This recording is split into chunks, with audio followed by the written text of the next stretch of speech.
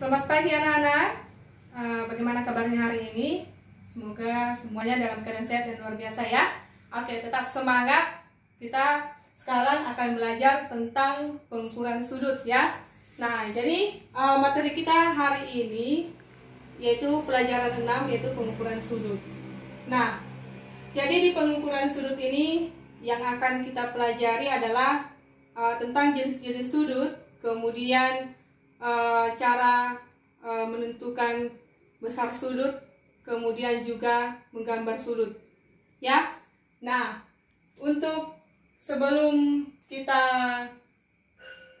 membahas tentang pengukuran sudut, kita jelaskan dulu apa yang menjadi pengertian sudut ya.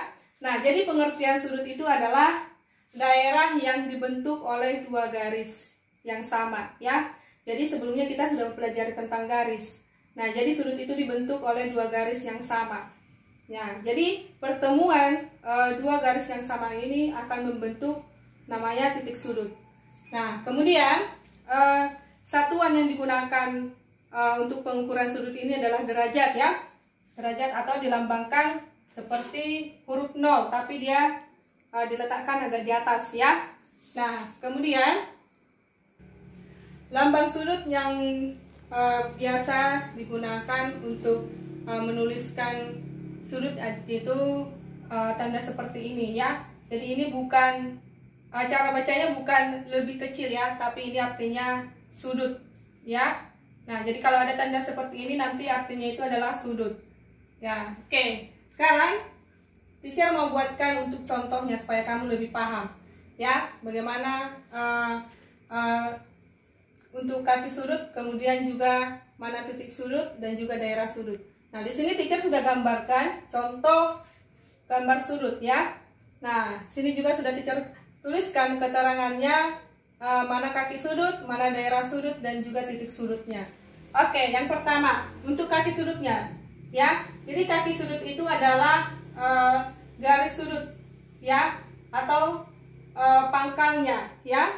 Nah, jadi kaki sudut dari gambar sudut ini adalah kaki sudut OA ya, atau garis OA.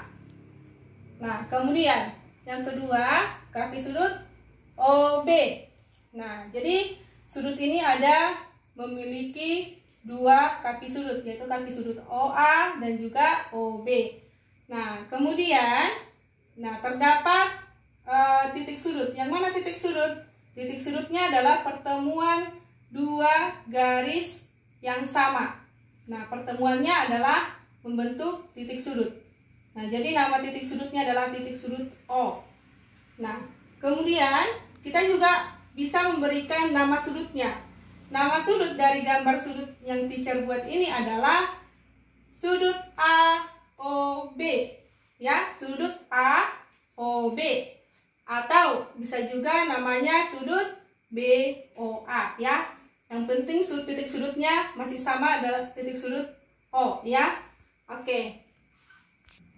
Nah, kenapa O ini dia selalu di tengah? Nah, karena O itu adalah yang menjadi titik sudut dari AOB ya. Jadi dia harus di tengah. Titik sudutnya harus di tengah ya. Misalkan nih nanti di soal ada sebuah sudut A dan B nya tidak dituliskan, tapi hanya dituliskan O. Nah, berarti nama sudutnya adalah titik sudut O ya.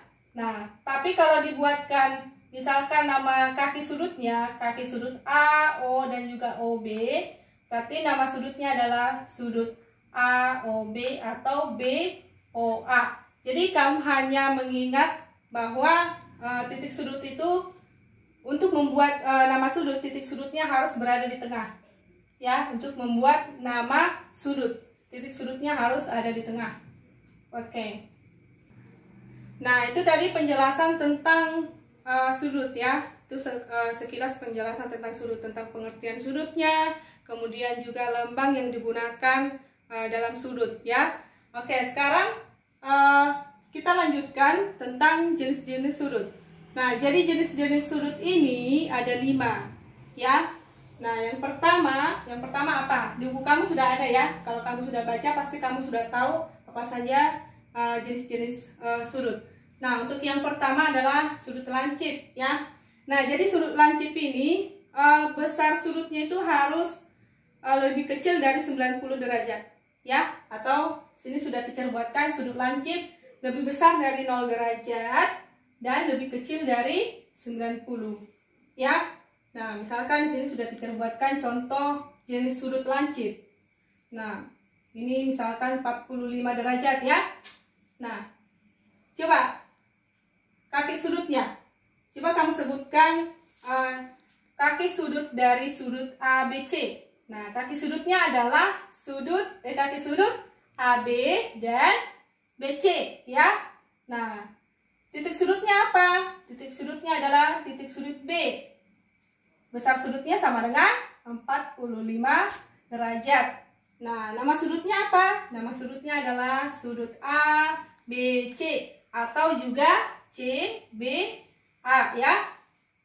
C, B, A. Oke. Nah, jadi jenis sudut ini adalah sudut lancip karena besar sudutnya 45 derajat, yaitu lebih besar dari 0 dan lebih kecil dari 90. Jadi kalau ada sudut yang di bawah 90 derajat, itu jenis sudutnya sudah pasti adalah lancip. Oke, sekarang kita lanjutkan untuk jenis sudut yang kedua ya. Jenis sudut yang kedua adalah sudut tumpul. Nah, kenapa dikatakan sudut tumpul? Nah, sudut tumpul itu artinya sudut yang mempunyai besar lebih kecil dari 180 ya, atau lebih besar 90 derajat sampai lebih kecil dari 180 derajat ya. Misalkan di sini teacher buatkan contoh gambar sudut tumpul ya. Oke, misalkan besar sudutnya adalah 100 derajat ya. 100 derajat itu sudah lebih besar dari 90 ya. Lebih besar dari 90 dan lebih kecil dari 180 derajat. Nah, jadi sudut tumpul itu harus di bawah 180. Jadi kalau ada sudut yang besar sudutnya di bawah 180 dan lebih besar dari 90, berarti jenis sudutnya adalah sudut tumpul. Oke, selanjutnya adalah sudut siku-siku ya. Nah, jadi sudut siku-siku itu pertemuan garis tegak lurus dan juga mendatar. Nah, jadi besar sudutnya itu tepat 90 derajat ya. Jadi sudut siku-siku itu besar sudutnya tepat 90 atau sama dengan 90 derajat. Nah, misalkan teacher buatkan gambarnya seperti ini. Nah, jadi sudut siku-siku itu ciri-cirinya biasanya memiliki tanda seperti ini. Jadi kalau ada gambar sudut tanda seperti ini, itu artinya sudutnya siku-siku atau besar sudutnya 90 derajat ya. Nah, kemudian untuk jenis sudut yang keempat adalah sudut refleks ya. Nah, sudut refleks ini sudut yang memiliki besar sudut lebih besar dari 180 derajat dan lebih kecil dari 360 ya, atau antara 180 sampai 360. Oke, misalkan nih teacher buatkan gambarnya seperti ini. Nah, jadi sudut refleks ini sudutnya itu ciri sudutnya itu biasanya itu ada di luar sudut ya. Nah, jadi sudut refleks itu berada di luar sudut, bukan di dalam sudut. Nah, oke, misalkan nih teacher buatkan ini besar sudutnya 220 derajat ya. Nah, berarti ini termasuk sudut refleks ya. Dari nama sudutnya adalah AOB. Nah, jadi sudutnya itu berada di luar sudut, bukan di dalam. Jadi sudutnya bukan di dalam sini, tapi di luar dari sudut AOB. Itu dia sudut refleks. Jadi kalau ada sudutnya yang mempunyai besarnya misalkan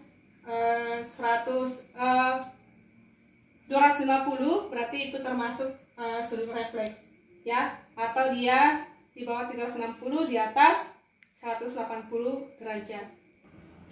Oke, untuk sudut yang kelima itu adalah sudut perigon ya. Nah, jadi kalau sudut perigon ini besar sudutnya tepat 360 derajat atau satu lingkaran penuh ya. Jadi sudut perigon itu tepat 360 atau sama dengan 360 derajat ya. Jadi dia satu lingkaran penuh. Itu dia untuk sudut perigon.